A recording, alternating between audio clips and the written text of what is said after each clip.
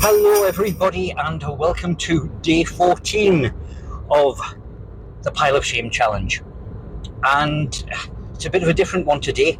Obviously, as you can see, I am driving, and this is Wargames related, well, gaming related, because I am on taxi duty because youngest demon spawn. Do you want to say hello to the viewers? Yeah, maybe. Teenagers.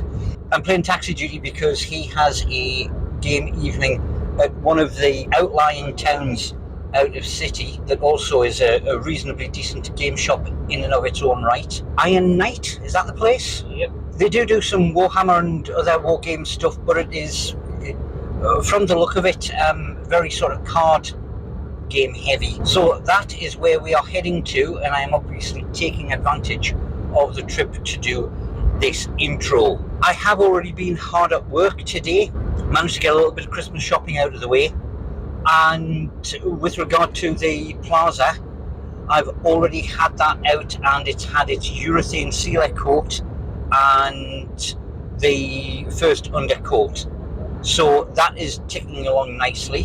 What am I going to be doing for the rest of the day? I honestly don't know. I didn't have anything particularly planned. It's probably going to be a big construction day. Oh, I do need to get the Womble Marines in and get the paint stripping off them so that I can work on them during the course of next week. That Traitor Guard stuff, I may start getting that assembled. If I can possibly get away with it, I will get that Lone Corn Marine done and actually complete, so I've got my mini a day done. What else? Yeah, there's the rest of the Dark Eldar. Since I'm going to be constructing stuff, yeah, I could probably get them out of the way. So it's probably going to be quite figure heavy. How much will actually get done in terms of painting?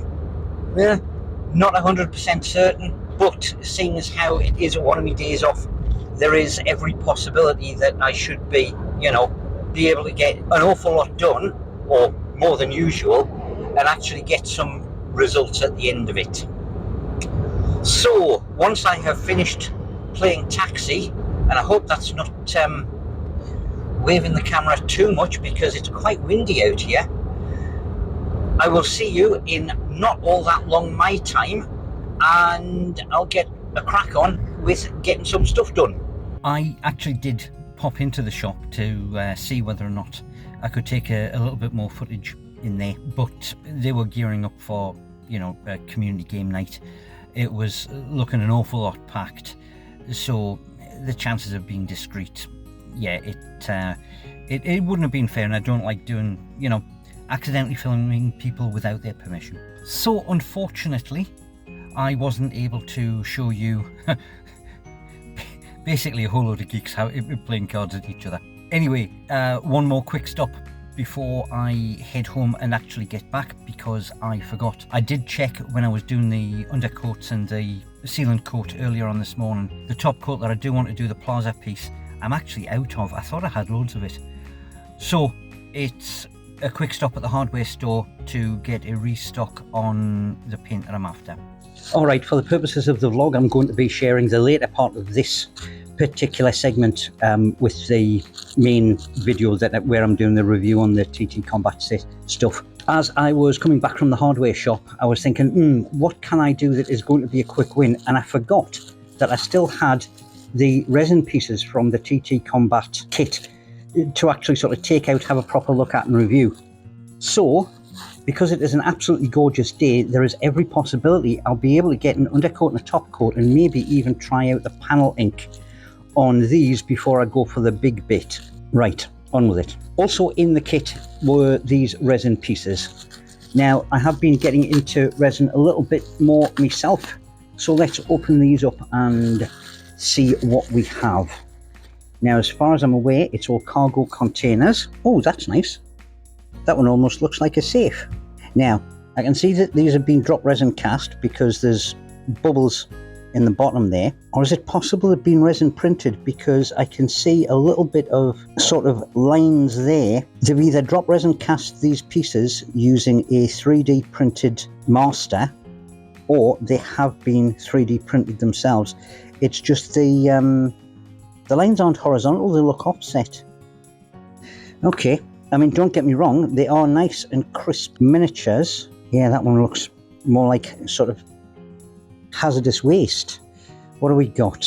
2 cargo, 2 what I'll call hazardous waste. They just look like sort of modern barrels. 2 that are secure containment of some kind, and possibly body caskets. All right. No, look, I mean, they are nice little additions, and it's the kind of thing that will fit in basically in any sort of sci-fi scenery.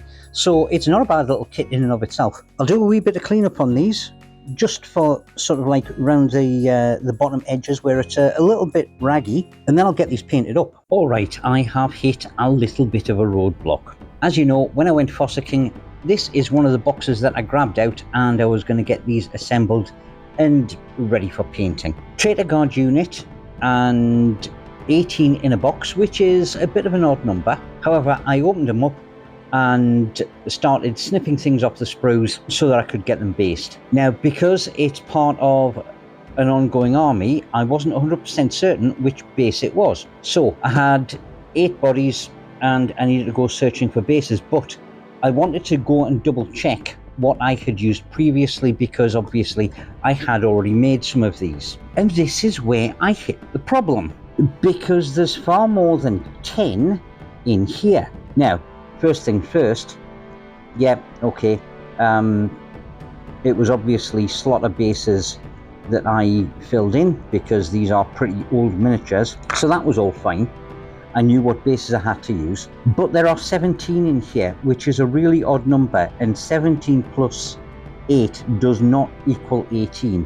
On checking on them, I can certainly see that I have used GW Imperial Guard parts. In fact, to be honest, that almost looks like a Cadian with a head swap. This one is one of the ones from the box, so that's okay as well. I've got a mix and match. I was obviously making a far larger force than I can recall, because do bear in mind this is about 13, 14 years ago. Problem is, when I have a look at them, I'm counting 1, 2, 3, 4, 5, 6 grenade launchers. What on earth was I thinking? Quite frankly. 1, it's a strange number. I'm used to squads of 10. Because it was Traitor Guard, I would have been working from the Imperial Guard Codex, which I think the ones that I have are 5th and 6th edition. And I cannot understand why I have got so many heavy weapons in there. Yeah. So I have got the bodies snipped off, I have got them based, and I have glued the basing material on. But before I put arms and heads on, I need to go back and reread those codices to see if I can work out what on earth I was thinking of, because there would have been a plan.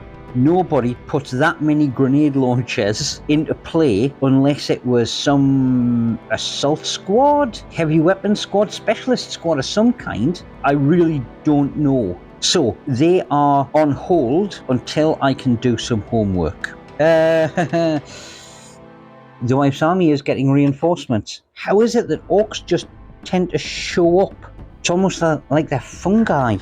I'll put these away and I'll show you what I have got done. Right, just to recap what I have done today. Off camera, the plaza has had its sealant coat, its undercoat, and the first of its top coat. It hasn't necessarily gone on evenly, and I did manage to smear a little bit of the paint, so I'm going to have to touch that up. So another top coat will go on tomorrow, but that is a big bulk of painting that has been done. That just needs the fine lining done on it. I have also done the resin pieces.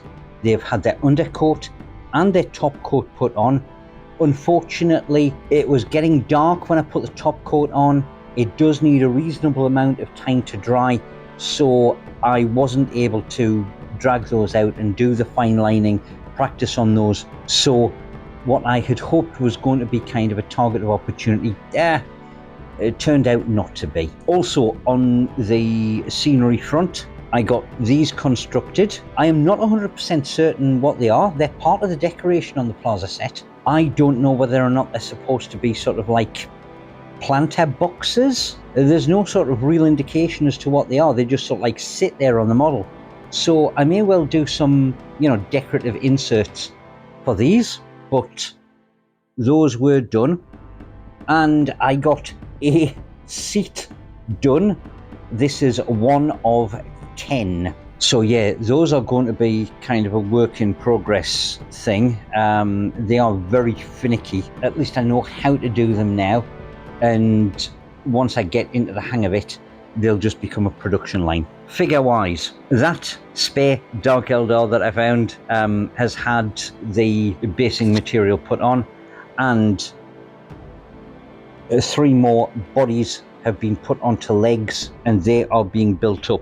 Targets of opportunity, because they were sitting on a shelf right behind me as I was doing sort of like the basing stuff, and knowing that these guys were going to be getting a black undercoat. Were these, I can't remember the name of them, they're Warhammer 40k Assassin Temple? No, oh god, I'll have to look it up, or somebody tell me what they are in the comments.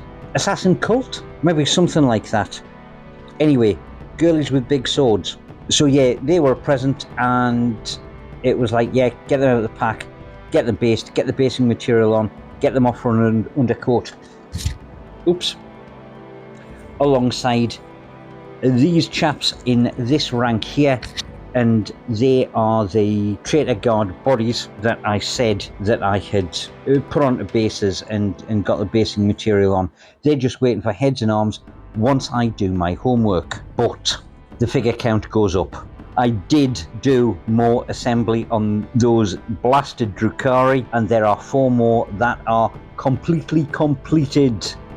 Yay! Including the last of the heavy weapons ones, a couple more rifle ones. This one, I've decided, because she's got like a rifle and a hand weapon, and I've even put a pistol on there, she's going to be some kind of character lieutenant or something like that. I don't know. She'll look good. Certainly when she's backing up the other leader. So these ones are now out of play, and they go onto the pile of success, just like this. Alright, not the most unproductive day I have ever had. The one thing that I will say is that I completely forgot to put the Womble Space Marines in to get stripped. That's a job for tomorrow. Good progress on the plaza.